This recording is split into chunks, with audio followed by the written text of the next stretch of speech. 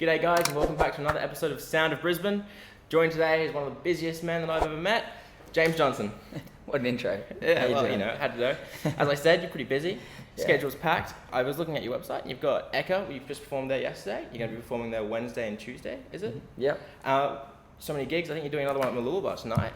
I am. Yeah, no, I've been busy. I had as I said, did the Echo yesterday, and then I did a show on the Gold Coast last night. Mooloolaba tonight, and then I'm up in Gympie, of all places, on Sunday, and then back into the Echo on Tuesday and Wednesday. So yeah, keeping busy. Jesus, how do you find time to write with all that?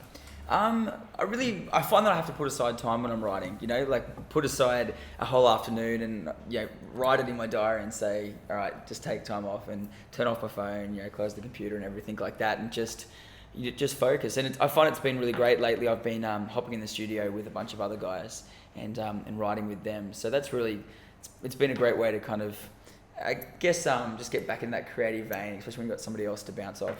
That's good to hear. That's pretty awesome. You mentioned other guys. Is there anyone we might know who you're recording with at all? Yeah, well, I think you had one of the other guys in Josh McCartney, actually. Oh, yeah. So I've been doing a bit of stuff with his brother as well, Michael McCartney, who's a great producer and also he's an amazing musician in his own right. So yeah, it's been great. It's pretty awesome. You mentioned Josh. You were on the 50 and 50 tour with him, weren't you? Where you went around Australia. I was. Yeah, the 50 and 50 tour was incredible. It was an experience in its own. We did 50 shows, 50 days across 5 states, and we actually, that's what the name of the tour was called, but we actually ended up doing 72 shows in 50 days. So it was just this ridiculously epic thing. You know, every single day, sometimes 2 a day, sometimes 1, and we did it across 25,000 k's.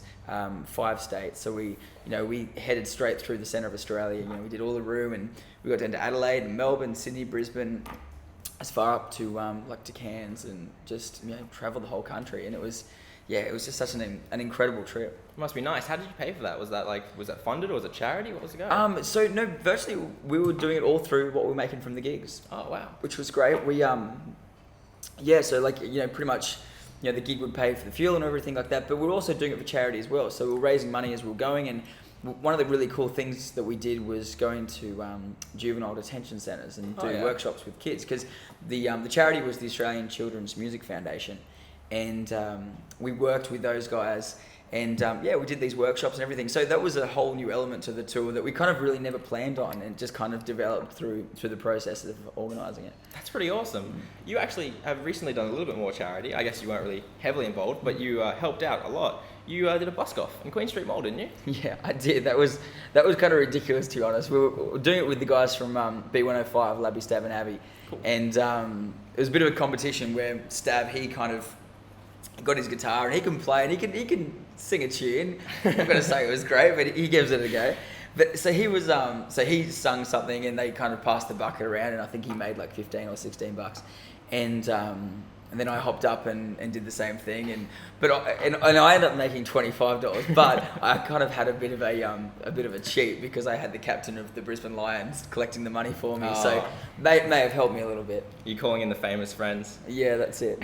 Speaking of famous friends, you've probably met a lot of big names in your career so far. Is there anyone who you've just been starstruck by, or you've idolized and been like, wow, this is this person? I've been lucky enough to meet a few really cool people. I think for me, one of my big idols is John Mayer, you know, but I kind of just did the whole, handshake, and, it was one of those events kind of thing. So it wasn't a really cool experience, but I did get to meet Michael Bublé and spend an hour with Michael Bublé. And Michael Bublé is, I'm totally in awe. I just think he's amazing. So the opportunity to actually, sit down and spend time with him and kind of work one-on-one, we had a piano there and everything, was just a bit of a mind blow, and honestly it just gave me so much more respect for the guy, because he was just incredible. It's pretty awesome. John Mayer and Michael Bublé, it's kind of different styles there, but you idolize both of them. What's your branch? Yeah. What's your passion and your branch for music really when you want to pick a style? Well, for those two guys, I probably idolise them in different ways. I love John Mayer's songwriting, absolutely love him as a songwriter, and I love the stage presence of Michael Bublé. You know what I mean? Musically, my preference would go to John Mayer, because that's a lot more similar to the style that I do. Okay. But there's something about the showman in Michael Bublé that I love. I used to, before I used to go on stage, I actually used to watch Michael Bublé perform live. It's pretty cool. So that was pretty. Yeah, that's why I just love him. He's got so much charisma, so much charm. Well, that's really cool that you met Michael Bublé, someone you idolized and seen live like that. So for releases, I'm gonna do the plugging bit now. Do you have anything coming out soon, or anything like demos that you want to like let the people know about?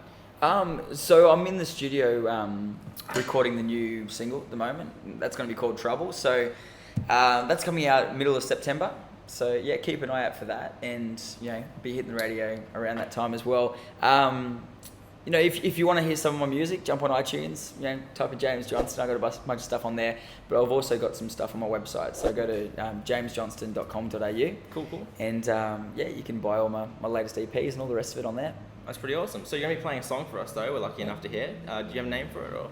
I do. It's called Coming Home, and it's a song that I wrote when I was over in Nashville. Actually, last year I was lucky enough to go over there, and I wrote it about 4:00 in the morning in just this little dingy bar on this old honky-tonk piano. But I'm actually going to be playing it on guitar today. But it was speaking of places that just inspired me. Nashville was just the most inspiring place I've ever been. So I wrote a lot when I was there, and it's not a country song, but it's just a bit of a story. That's pretty awesome. Well, I'm glad you took some time out to come see us, and I'm looking forward to hearing you play. Thank you for coming along. Thanks so much. Nice to meet you. Cheers. Hey guys, it's James Johnston here, and this is my song called Coming Home. Lonely city in Mexico. You took my heart and you held me close, and you kissed me for the first time. And we lost the night as we lost the thought of what we've done and where we've been before, and I just held you. And we spent the nights under city lights as you took my heart and made me blind. But I'm on a journey where I still must go. 'Cause if I don't wish for something greater, if I don't dream of something more, if I just let my heart surrender, I wouldn't be giving you my all. If I get lost along this journey and I find we fall apart, I will find you some other way. Come back someday. So let's forget the truth for now and just go on without the doubts of what this is and what this could be. And if what we have is the only right, then let me take your hand tonight, and I'll speak nothing but truth. If I don't wish for something greater, if I don't dream of something more, if I just let my heart surrender, I wouldn't be giving you my all. If I get lost along this journey and I find we fall apart, I will find you some other way. Oh, but I've been on this road for far too long. I think I finally found where I belong. I found it in my heart. You were all I was looking for. But I don't see you anymore, 'cause I just wish for something greater, but I found it at your door. If I just let my heart surrender, I wouldn't be missing you no more. No, I got lost along this journey, and I know we fell apart, but I will find you some other way. I will find you some other way. I will find you some other way. 'Cause that's it, I'll be coming back someday.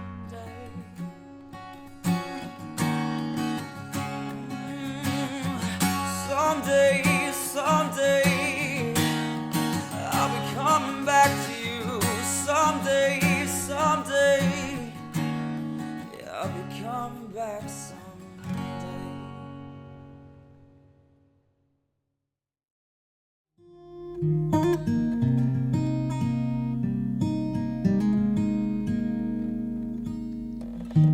bite my tongue and hold my breath, scared to rock the boat and make a mess. So I said quietly and agreed politely. I guess that I forgot I had a choice. Let you push me past the breaking point. I stood for nothing, but fell for everything. You pulled me down, but I got up, already brushing off the dust. You hear my voice, hear that sound.